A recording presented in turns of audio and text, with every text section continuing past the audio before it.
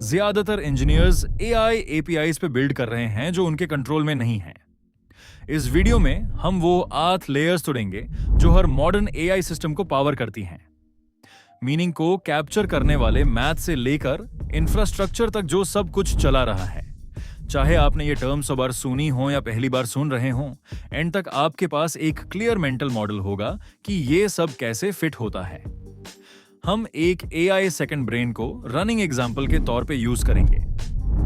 एक ऐसी ऐप जो आपका सारा नॉलेज कैप्चर करती है, यूज सिमेंटिकली समझती है और सही इंफॉर्मेशन सही वक्त पे सरफेस करती है।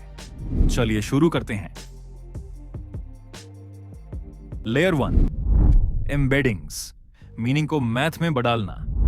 हर मॉडर्न एआई सिस्टम यहीं से शुरू होता है।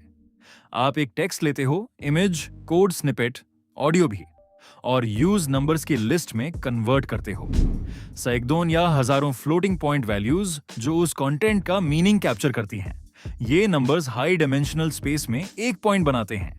और यहां की इनसाइट है, जो चीजें सिमिलर मीनिंग रखती हैं वो पास पास लैंड करती हैं। राइट प्रोजेक्ट रिपोर्ट और ड्राफ्ट टीम समरी को एम्बेडिंग मॉडल में डालो। ये ऑलमोस्ट एक दूसरे के ऊपर लैंड करेंगे, चाहे इनमें एक भी कॉमन वर्ड नहीं है। लेकिन राइट प्रोजेक्ट रिपोर्ट और बाय कॉन्सर्ट टिकट्स बहुत दौर होंगे। अब इसे स्केल करो। हमारे एआई सेकंड ब्रेन में हर नोट, हर बुकमार्क, हर कॉन्वर्सेशन स्निपेट एम्बेड होता है। टेक्स्ट, इमेजेस, कोड सब एक ही मैथमेटिकल स्पेस में। इसे मल्टी मोडल एम्बेडिंग कहते हैं। आप टाइप्स के अक्रॉस सर्च कर सकते हो। स्क्रीनशॉट डालो और वो मीटिंग नोट्स मिल जाएंगे जिसमें सेम टॉपिक डिस्कस हुआ था। एम्बेडिंग लेयर यूजर्स को दिखती नहीं, लेकिन ये फाउंडेशन है जिस पे सब कुछ डिपेंड करता है। ये गलत करो तो कुछ भी काम नहीं करेगा। लेयर 2, वेक्टर डेटाबेसेस, आपके एआई सिस्टम की long term memory. Traditional databases rows और कॉलम्स स्टोर करती हैं।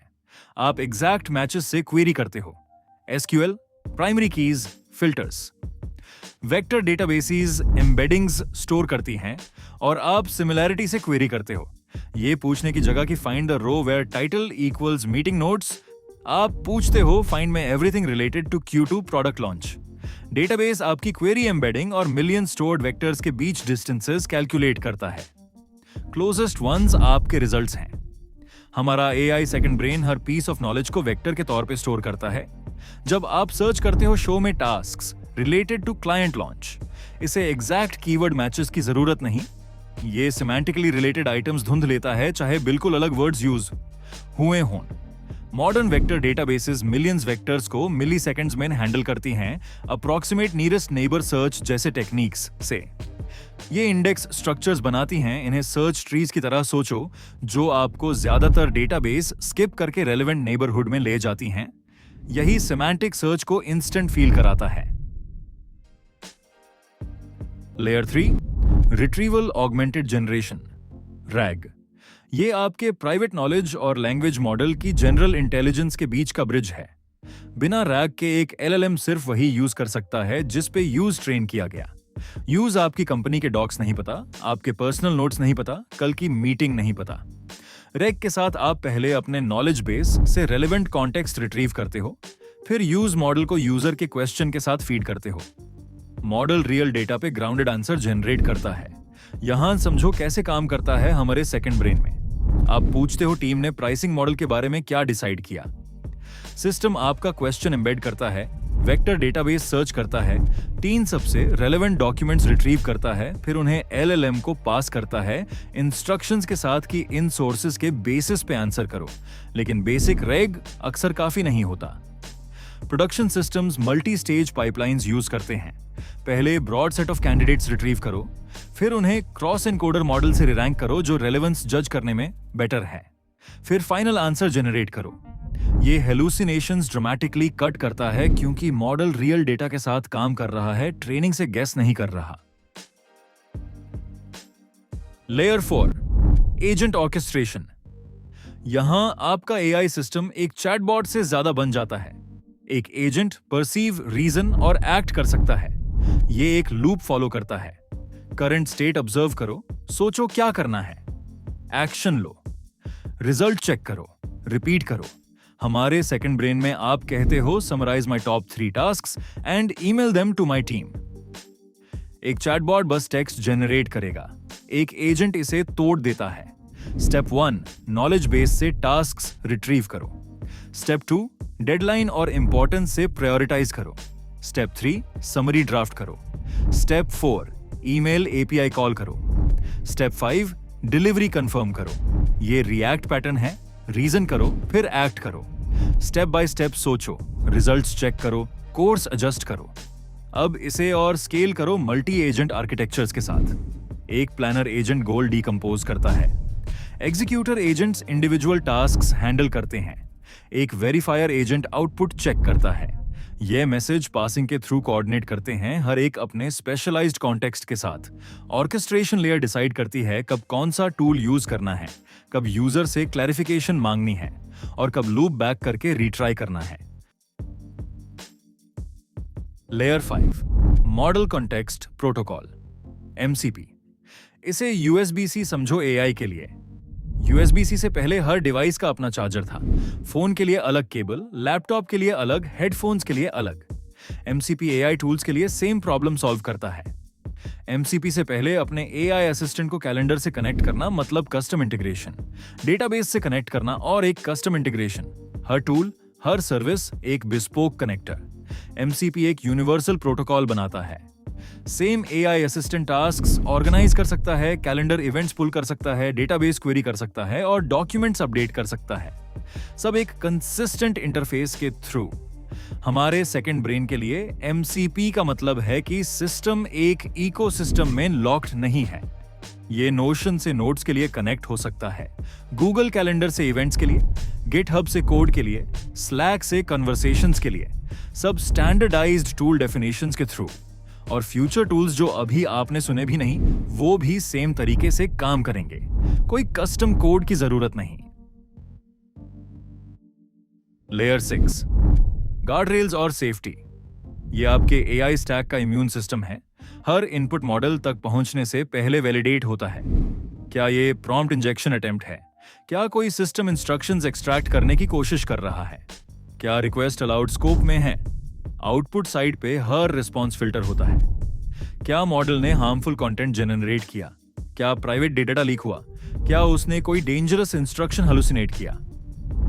हमारे सेकंड ब्रेन में गार्ड रेल्स प्रिवेंट करते हैं कि सिस्टम एक यूजर का डेटा दूसरे को एक्सपोज ना करे। ये एजेंट को अनऑथोराइज्ड एक्शंस लेने से मैनिपुलेट करने की अटेम्प्ट्स ब्लॉक करते हैं और ये इंश्योर करते हैं कि जनरेटेड समरी सोर्स मटेरियल के फेथफुल रहें। बिना गार्ड रेल्स के आपका एजेंट एक लायबिलिटी है, एक एआई सिस्टम जो मैनिपुलेट हो सकता है, जो डेटा लीक करता है या जो हार्मफुल कंटेंट जनरेट करता है, वो प्रोडक्ट नहीं है, वो रिस्क है। ये लेयर ऑप्शनल नहीं है, ये वीकेंड डेमो और एक्चुअल प्रोडक्शन प्रोडक्ट के बीच का फर्क है। Layer 7, observability. जो मेजर नहीं कर सकते वो इंप्रूव नहीं कर सकते। ट्रेडिशनल ऐप में ऑब्जर्वेबिलिटी का मतलब है लॉग्स, मैट्रिक्स और ट्रेसेस। एआई सिस्टम में इसका मतलब है ये सब प्लस हर लेयर पे क्वालिटी इवेल्युएट करना। कौन सा रिट्रीवल स्टेप फेल हुआ, कौन से एजेंट ने गलत पाथ लिया, कौन से रिस्पॉन्स ने हेलुसिनेट किया। आपको ऐसे ट्रेसेस चाहिए जो रिक्वेस्ट को पूरी पाइपलाइन में फॉलो करें, यूजर के क्वेश्चन से लेकर embedding, retrieval, reranking, agent reasoning, tool calls और फाइनल जनरेशन तक। हर स्टेप को क्वालिटी स्कोर्स मिलते हैं। क्या रिट्रीव डॉक्यूमेंट्स रेलेवेंट थे? क्या एजेंट की रीजनिंग साउंड थी? क्या आउटपुट सोर्स मटेरियल से मैच करता था? हमारे सेकंड ब्रेन में ऑब्जर्वेबिलिटी वो प्रॉब्लम्स कैच करती है जैसे रिट्रीवल इरेलेवेंट डॉक्यूमेंट्स रिटर्न करे, एजेंट टूल्स को गलत ऑर्डर में कॉल करे या मॉडल प्रोवाइडेड कॉन्टेक्स्ट इग्नोर करे। फीडबैक लूप्स ही सिस्टम को टाइम के साथ बेटर बनाते हैं। आउटपुट क्वालिटी वापस हर लेयर को इंप्रूव करने में फीड होती है। यही फर्क है इट वर्क्स समटाइम्स और इट वर्क्स रिलायबली के बीच। Layer 8, infrastructure. एक्चुअली ये सब कंट्रोल कौन कर रहा है? सोचो, आपकी एम्बेडिंग्स किसी और की एपीआई से कंप्यूट होती हैं, आपके वेक्टर्स किसी और के क्लाउड पे स्टोर्ड हैं, आपके एलएलएम कॉल्स किसी और के सर्वर से रूट होते हैं। जब वो डाउन होते हैं, आप डाउन होते हो। जब वो प्राइसिंग चेंज करते हैं, आपके मार्जिन्स चेंज होते हैं। जब वो मॉडल डेप्रिकेट करते हैं, आपका सिस्टम ब्रेक होता है। ये कंट्रोल लेयर है। ये डिसीजन कि आप क्या ओन करते हो वर्सेस क्या रेंट करते हो। सेल्फ होस्टिंग ऑप्शंस एग्जिस्ट करती हैं, VLLM और ओलामा मॉडल्स लोकली चलाने के लिए, ओपन सोर्स वेक्टर डेटाबेसेस अपनी स्टोरेज के लिए, प्राइवेट GPU क्लस्टर्ड कंप्यूट के लिए। ट्रेड ऑफ्स रियल हैं। मैनेज्ड सर्विसेज स्पीड और कन्वीनियंस देते हैं, सेल्फ होस्टिंग कंट्रोल देता है और potentially lower costs at scale. हमारे सेकंड ब्रेन को डिसाइड करना है, कौन सा एम्बेडिंग मॉडल, होस्टेड या लोकल, कौन सा वेक्टर डेटाबेस, मैनेज्ड या सेल्फ रन, कौन सा LLM प्रोवाइडर, और क्या होगा जब इनमें से किसी का आउटेज हो। फेलियर के लिए पहले से डिजाइन करो, फॉल बैक प्रोवाइडर्स कॉन्फ़िगर्ड रखो, आर्किटेक्चर पोर्टेबल रखो, क्योंकि लैंडस्केप तेजी से बदल रहा है और आप लॉक्ड इन नहीं रहना चाहते। जूम आउट करते हैं। आठ लेयर्स एम्बेडिंग्स मीनिंग को मैथ में बदलती हैं। वेक्टर डेटाबेसेस आपके सिस्टम को मेमोरी देती हैं। रैग प्राइवेट नॉलेज को लैंग्वेज मॉडल से कनेक्ट करता है। एजेंट्स रीजनिंग और एक्शन ऐड करते हैं। MCP यूनिवर्सल टूल कनेक्टिविटी बनाता है। गार्डरेल सब कुछ सेफ रखते हैं। ऑब्जर्वेबिलिटी मेजर और इंप्रूव करने देती है। और इंफ्रास्ट्रक्चर डिसाइड करता है कि कंट्रोल किसकी पास है। मॉडर्न AI सिस्टम्स मैजिक नहीं हैं, ये इंफ्रास्ट्रक्चर हैं, और किसी भी इंफ्रास्ट्रक्चर की तरह इन्हें रेजिलियंस, ओनरशिप और सिक्योरिटी के लिए डिजाइन करना पड़ता है। अगर इस ब्रेकडाउन ने आपको क्लियरर मेंटल मॉडल दिया तो सब्सक्राइब करें ऐसे और डीप डाइव्स के लिए। कमेंट में बताएं कौन सी लेयर आपके लिए सबसे बड़ा आहा मोमेंट थी, और मिलते हैं नेक्स्ट वीडियो में।